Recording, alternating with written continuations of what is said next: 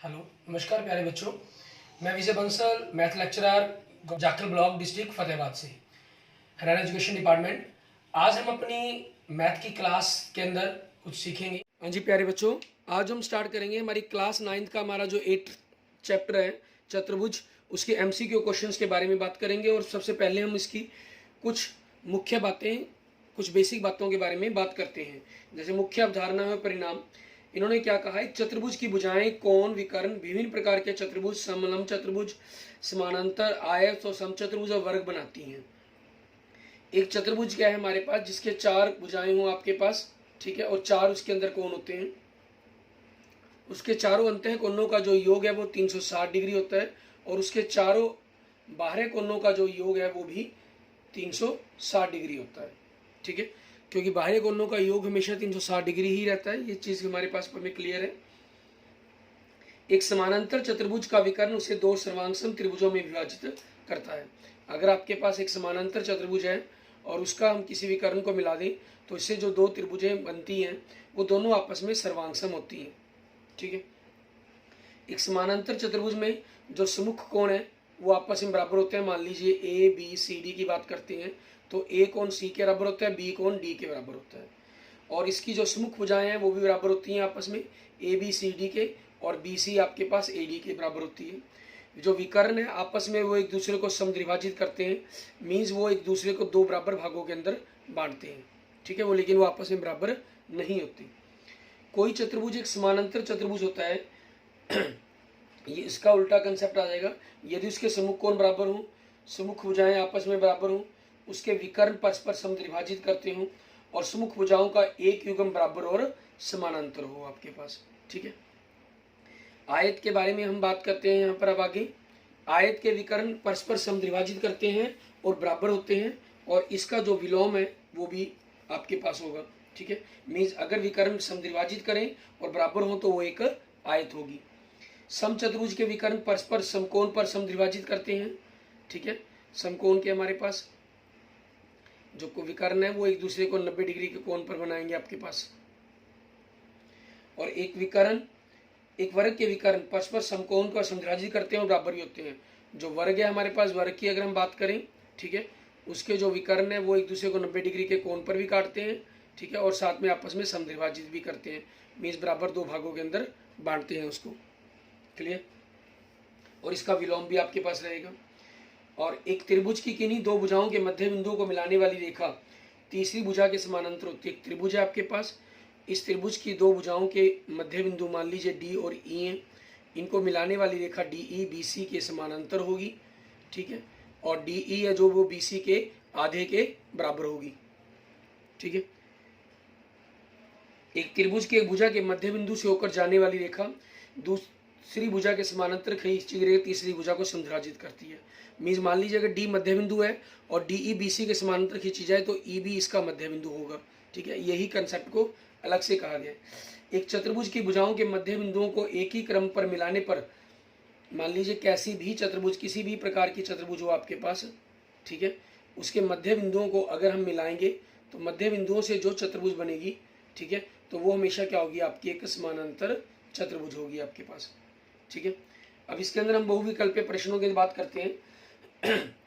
इनमें हमें दिए गए क्वेश्चंस के अंदर से ऑप्शन ढूंढने होंगे।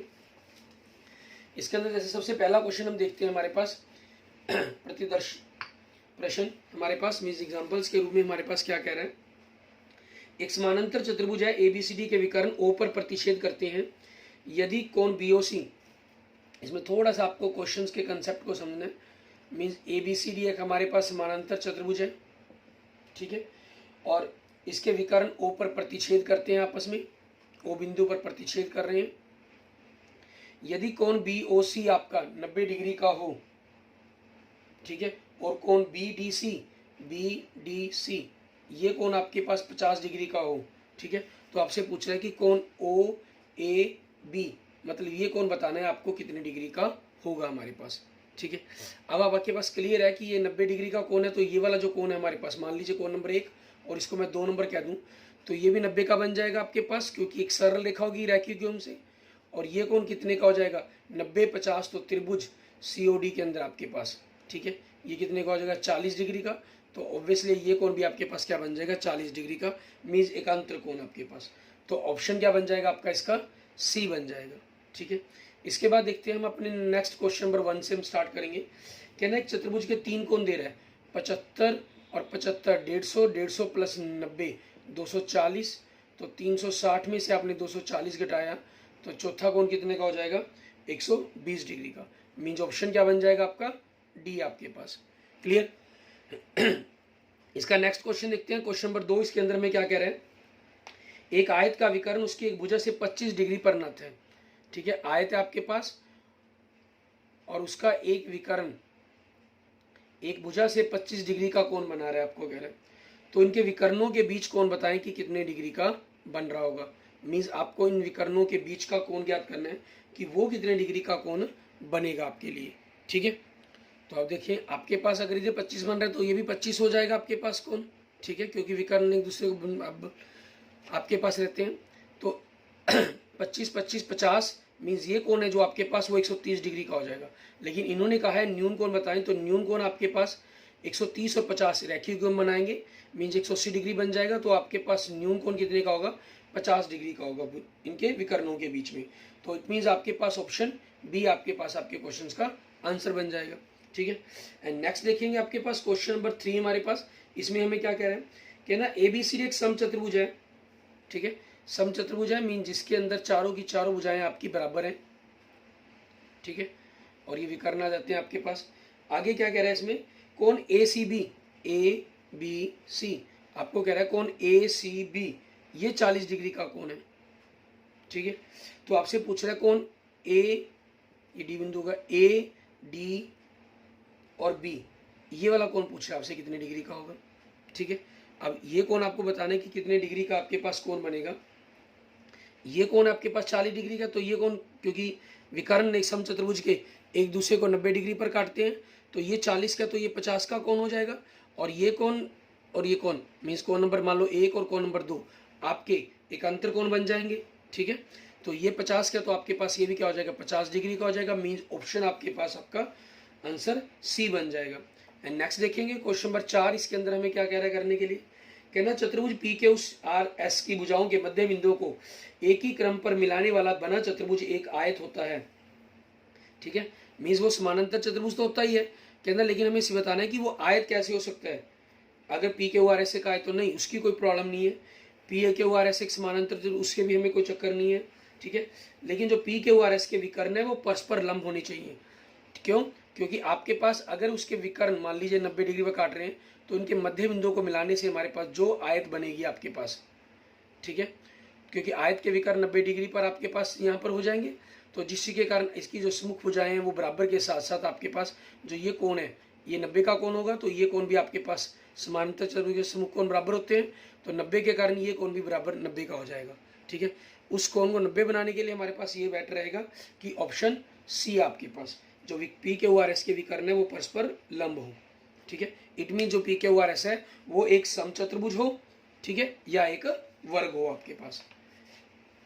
क्लियर। एंड नेक्स्ट देखेंगे क्वेश्चन नंबर 5 हमारे पास। ठीक है, इसके अंदर हमें क्या कह रहा है करने के लिए, क्वेश्चन नंबर 5 के अंदर हमें कह रहा है पी के आर एस आपके पास की भुजाओं के मध्य बिंदुओं को एक ही क्रम पर मिलाने पर बना चतुर्भुज एक समचतुर्भुज होता है।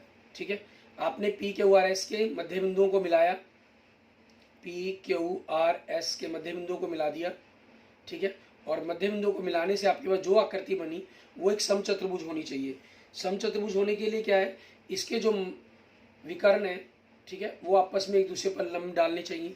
ठीक है, मीन्स आपके पास ये कंसेप्ट बनना चाहिए। तो कहना पी क्यू आर एस के बारे में बता रहा है कि पी क्यू आर एस कैसी होनी चाहिए, एक समचतुर्भुज होनी चाहिए। समचतुर्भुज होने से इसके विकर्णों के बीच में तो 90 डिग्री का कोण बन रहा है, लेकिन ये आपके पास जो नई चतुर्भुज बन रही है ए बी सी डी, ठीक है, इसके तो विकर्ण 90 डिग्री के नहीं बन रहे। ठीक है, समानांतर चतुर्भुज हो, विकर्ण परस्पर लंब हो, विकर्ण बराबर हो। हाँ, विकर्ण बराबर होने चाहिए, क्योंकि अगर विकर्ण बराबर होंगे तो विकर्ण बराबर दो ही कंडीशन में होते हैं आपके पास। एक आपके पास आपकी विकर्ण बराबर का जो कंसेप्ट चलाता है वो या तो आयत के अंदर बनता है या वर्ग के अंदर आपके पास। ठीक है, आयत या वर्ग के अंदर जब बनेगा हमारे पास तो आपके जो विकर्णों के बीच में उनके मध्य बिंदुओं को मिलाने से जो रेखा बनेगी वो ऑटोमेटिक आपके पास 90 डिग्री के कोण पर चली जाएगी। ठीक है, तो इसलिए हमारे पास क्वेश्चन नंबर 5 का आंसर क्या बन जाएगा, डी बन जाएगा। ठीक है, एंड नेक्स्ट देखेंगे क्वेश्चन नंबर 6। इसके अंदर हमें क्या कह रहा है करने के लिए, कहना यदि चतुर्भुज ABCD के कोणों ABCD का इसी क्रम में लेने पर अनुपात 3, 7, 6, 4 हो तो ABCD क्या होगी, तो ABCD कैसी आकृति बनेगी उसके बारे में आपको बताना है। अब क्योंकि देखिए चारों के चारों कोण आपके पास अलग अनुपात के अंदर है, कोई सम्मुख कोण बराबर नहीं है। ठीक है, तो ये समचतुर्भुज नहीं हो सकती, समानांतर चतुर्भुज नहीं हो सकती। ठीक है, समचतुर्भुज में आपके पास सम्मुख कोण बराबर होने चाहिए, समानांतर में बराबर होने चाहिए। ठीक है, पतंग में बराबर होने चाहिए। तो ऐसा सिर्फ और सिर्फ एक अलग ही प्रकार की आकृति बन जाए, मीन्स समलंब में हो सकता है। तो आपके पास मीन्स इसका आंसर क्या बन जाएगा, सी। ठीक है, नेक्स्ट ABCD के कोण A और B के समद्विभाजक परस्पर P पर प्रतिच्छेद करते हैं। B और C के समद्विभाजक Q पर, C और D के समद्विभाजक R पर, D और A के समद्विभाजक S पर। मीन्स इन्होंने कहा एक चतुर्भुज है आपके पास, मान लीजिए जैसी मर्जी एक चतुर्भुज बना लेते हैं हम। ठीक है, A B C D, इसके समद्विभाजक हैं जो दोनों, वो आपके बिंदु कहाँ पर मिल रहे हैं, इन्होंने नाम दिया P। ठीक है, B और C का समद्विभाजक तो यही लाइन जा रही है, तो इसकी समद्विभाजक की यहाँ से आके लाइन मान लीजिए काट रही है, वो मिल रही है Q पर। C की तो यही लाइन हो जाएगी, इसकी लाइन मान लीजिए यहाँ पर आके काट रही है, तो ये बिंदु हो गया R। D की तो यही लाइन जा रही है, इसको आगे की तरफ बढ़ा दें तो ये बिंदु हो गया आपके पास S। तो इन मध्य बिंदुओं को मिलाने से, ठीक है, जो PQR ऐसा आकृति बनेगी आपके पास, ये बताना है कि किस तरह की आकृति होगी। ठीक है, ये कैसी आकृति बनेगी, जो आपके पास एक तो चतुर्भुज तो है ही, आयत होने के लिए सम्मुख कोणों को बराबर होना जरूरी है, सॉरी सम्मुख भुजाओं को बराबर, और आपके पास हम कहें आपके पास जो ये कोण है शीर्ष कोण 90 डिग्री के होने जरूरी, ऐसा जरूरी नहीं है इसके अंदर। समचतुर्भुज में सारी भुजाएं बराबर, ये समानांतर में सम्मुख भुजाएं बराबर और समानांतर, ये एक चतुर्भुज बनेगी, लेकिन सम्मुख कोणों का जो योग है वो पूरक होगा। ठीक है, वो आपका 90 डिग्री सॉरी 180 डिग्री बनेगा, मीन्स एक चक्रीय चतुर्भुज बनेगी आपके पास ये। ठीक है, तो इसका आंसर क्या बन जाएगा आपके पास, आंसर डी हो जाएगा। क्लियर। इसके बाद देखते हैं हमारे पास हमारा नेक्स्ट क्वेश्चन, क्वेश्चन नंबर 8। इसके अंदर हमें क्या कह रहा है क्वेश्चन नंबर 8 के अंदर करने के लिए, वो देखेंगे। क्वेश्चन नंबर 8 में कह रहे हैं, कहना यदि APB और CQD दो समानांतर रेखाएं हैं तो कोणों APQ, BPQ, CQP और PQD के समद्विभाजक क्या होंगे, हमें इनके बारे में बताना है। तो यहाँ आपको क्लियर हो तो उससे बेटर है कि आप सबसे पहले आकृति बना लें। इन्होंने नाम दिया है APB, ठीक है, और दूसरे को नाम दिया है CQ और D। आपके पास इन्होंने कहा कोण APQ, ये कौन है, इस कोण का समद्विभाजक ये रेखा होगी आपके पास। ठीक है, कोण BPQ, इस कोण का समद्विभाजक ये रेखा होगी आपके पास। ठीक है, तीसरा CQP आपके पास, इस कोण का समद्विभाजक आपके पास ये रेखा चलेगी। ऐसे ही नेक्स्ट हमारे पास PQD, इस कोण का समद्विभाजक आपके पास ये रेखा चलेगी।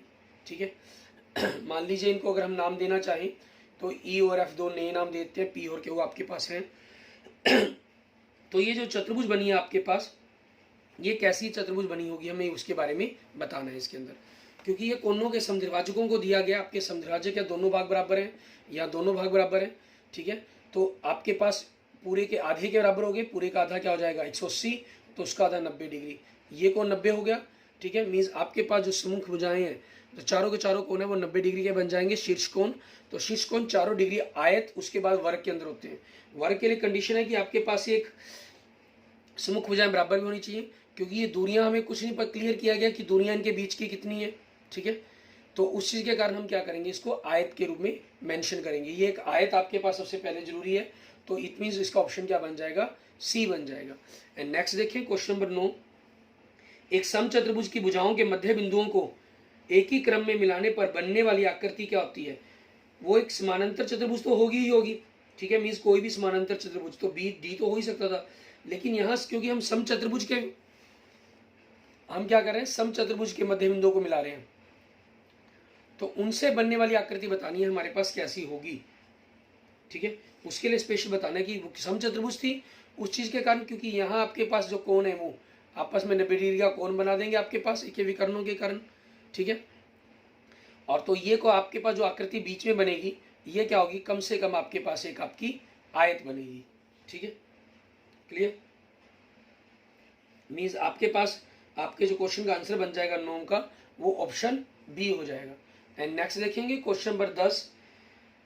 डी और ई क्रमशः त्रिभुज एबीसी की भुजा ए बी और ए सी के मध्य बिंदु हैं। ओ भुजा बी सी पर कोई बिंदु है, ओ को ए से मिलाया जाता है। यदि पी और क्यू क्रमशः ओ बी और ओ सी के मध्य बिंदु हैं तो डी क्यू पी के बारे में आप क्या कहेंगे। मीन्स आपके पास यहाँ अगर हम आकृति बनाते हैं तो उससे थोड़ा सा क्वेश्चन क्लियर हो जाता है। इन क्वेश्चनों के अंदर अगर आप आकृति बनाकर सॉल्व करने की कोशिश करेंगे तो कंसेप्ट आपको जल्दी समझ में आएंगे।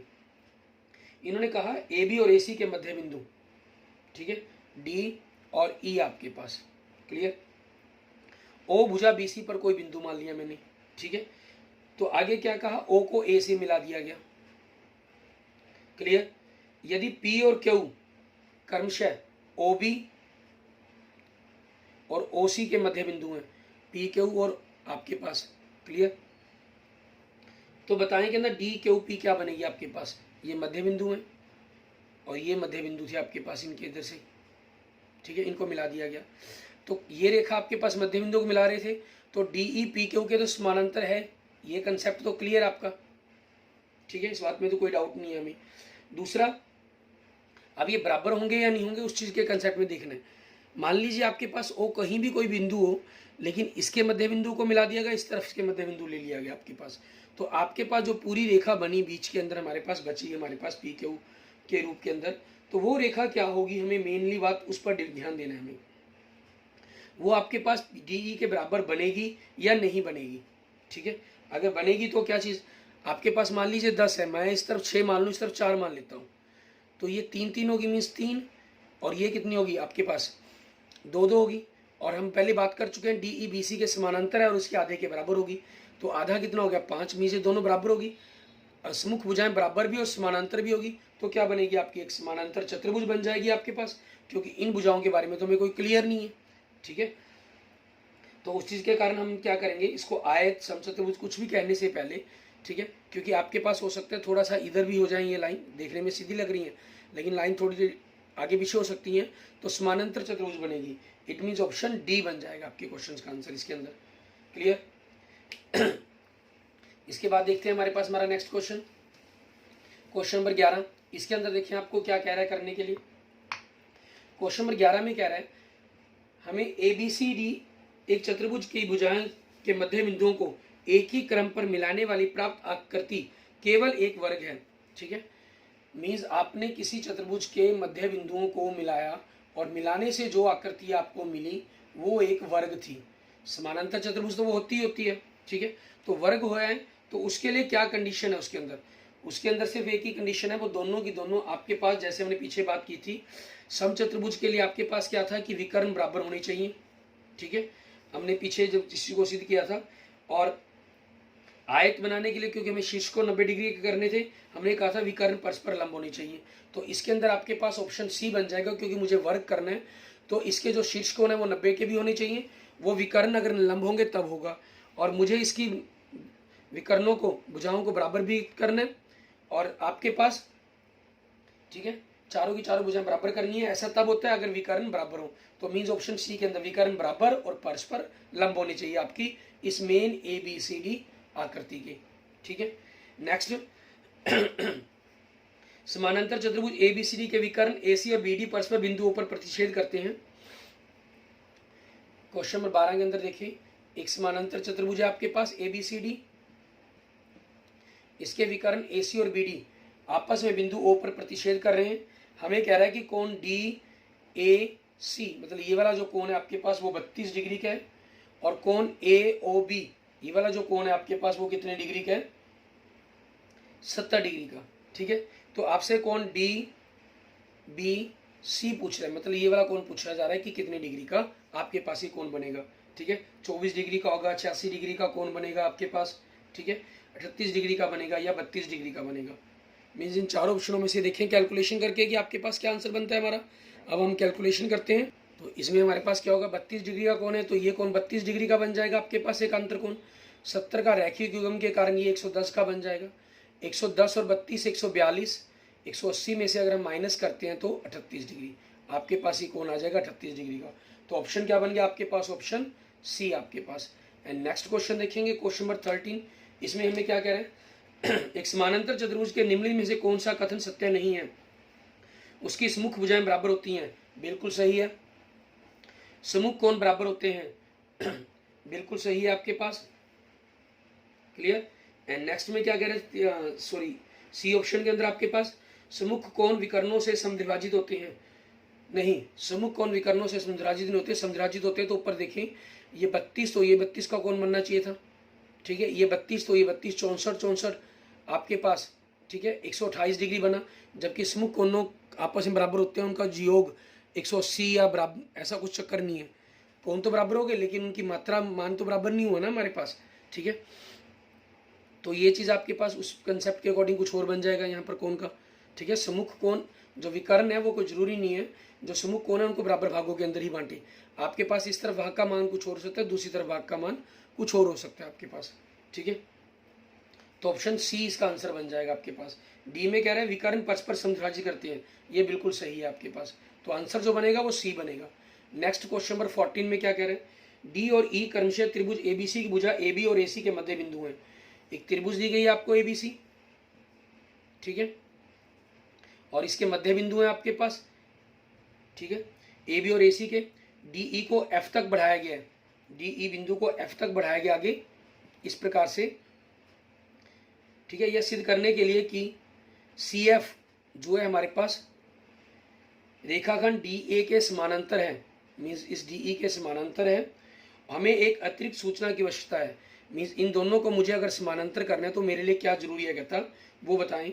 सबसे पहला कंसेप्ट कोण डी ए ई, मतलब ये वाला कोण आपके पास कोण ई एफ सी के बराबर होना चाहिए, नहीं इसका तो कोई योग ही नहीं बनता। दूसरा ए ई है आपके पास, जो ये रेखा है ये आपके पास ई एफ के बराबर होनी चाहिए, इनका भी आपस में कोई रिलेशन नहीं बन रहा। नेक्स्ट डी ई है जो वो ई एफ के बराबर होनी चाहिए, मीन्स इन दोनों को बराबर कह रहा है करने के लिए।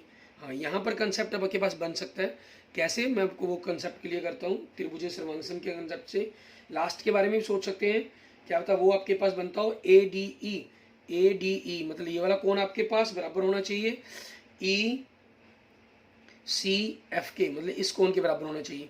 तो इनमें भी कोई आपस में रिलेशन नहीं बन रहा आपके पास, ठीक है। तो ये तीसरा ही होना चाहिए आपके पास। कैसे, आप इन दोनों त्रिभुजों को लिखते हैं, डी ई बराबर ई एफ आपके पास है, कोण नंबर 1 बराबर में कोण नंबर 2 आपके पास क्या हो जाएंगे हमारे पास, हमारे शीर्षाभिमुख कोण वर्टिकल अपोजिट एंगल्स। एंड कोण नंबर 3 बराबर में कोण नंबर 4 आपके पास, ठीक है। ये क्या हो जाएगा आपके पास, आपके एकांतर कोण हो जाएंगे। इन दोनों को, सॉरी ये इनको हमने समानांतर नहीं किया होगा, समानांतर सिद्ध करना है यहाँ पर 4 3 4 नहीं, इनको ले लेंगे 5 और 6, क्योंकि ये तो समानांतर है रेखाएं, ठीक है ना। ये रेखाएं आपके पास समानांतर हैं हमारे पास, ये समानांतर होगी आपके पास रेखाएं, ये समानांतर हो जाएंगी, दोनों त्रिभुज सर्वांगसम हो जाएंगी। तो जिस चीज़ को भी हमने समानांतर आपस में सिद्ध करना हो हम चीज़ को सिद्ध कर सकते हैं आपके पास। नहीं, हम कोणों का कंसेप्ट नहीं लेंगे, क्योंकि कोण तो आपके पास इन दोनों रेखाओं के लिए ही बन रहा है ना, और उसी चीज़ को तो हमें सिद्ध करना है। तो हम क्या करेंगे यहाँ पर इस कंसेप्ट से, मीन्स आपके एस रूल का यूज़ नहीं हो रहा, तो हम दोबारा चेक करते हैं। कोण 1 बराबर में कोण 2, तो आपके ए रूल का तो यूज़ हो नहीं रहा।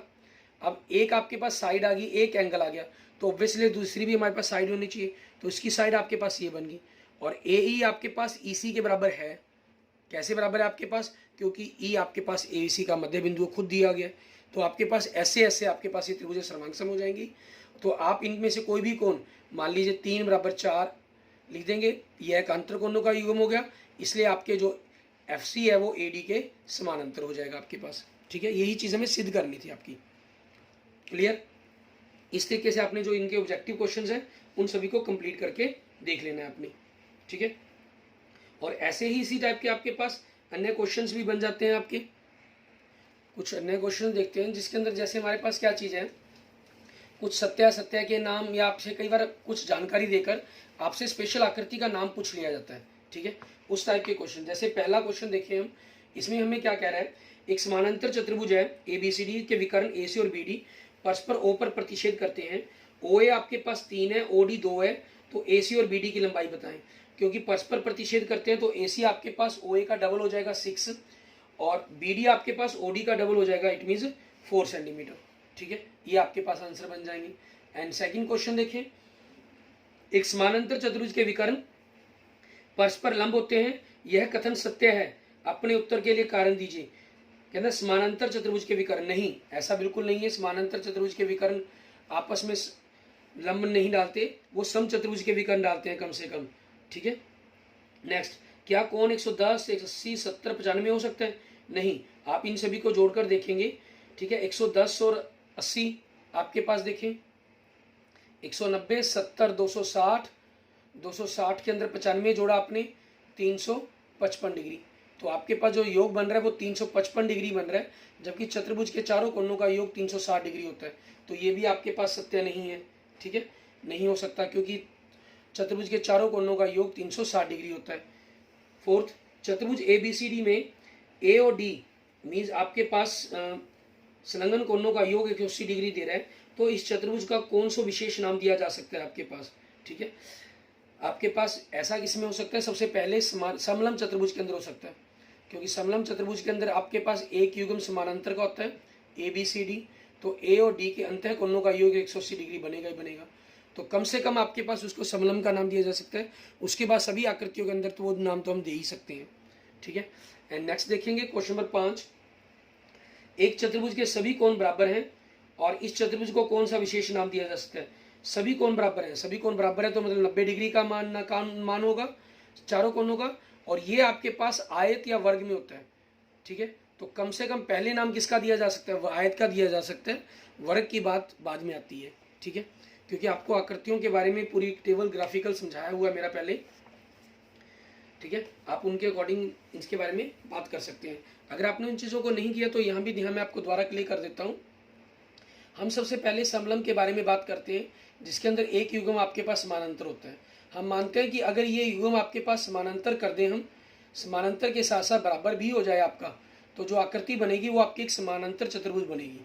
इस समानांतर चतुर्भुज के अंदर अगर आप चारों कोण 90 डिग्री के कर देते हैं तो जो आकृति बनती है आपके पास वो एक आयत बनती है। और लेकिन अगर आप चारों भुजाओं को बराबर कर देते हैं तो जो आकृति बनेगी वो आपके पास आमने सामने की भुजाएं बराबर इसमें भी थी आपके पास। ठीक है, आपने चारों कोणों को 90 किया इसके अंदर, अगर चारों भुजाओं को बराबर किया, इसमें चारों कोण बराबर किए, इसमें चारों भुजाएं बराबर किए, तो ये सम चतुर्भुज बन जाती है। और अगर इसके दोनों ही गुण हम इकट्ठे कर दें तो जो आकृति हमारे पास बनकर तैयार होती है उसको हम कहते हैं वर्ग कहते हैं। Clear? Okay, thank you friends, thank you students. अगर आपको मेरी वीडियो अच्छी लगी तो इसको लाइक करें, अपने दोस्तों मित्रों के साथ इसको जरूर शेयर करें। अन्य किसी भी प्रकार की प्रॉब्लम के लिए मुझे मैसेज कर सकते हैं, कमेंट कर सकते हैं।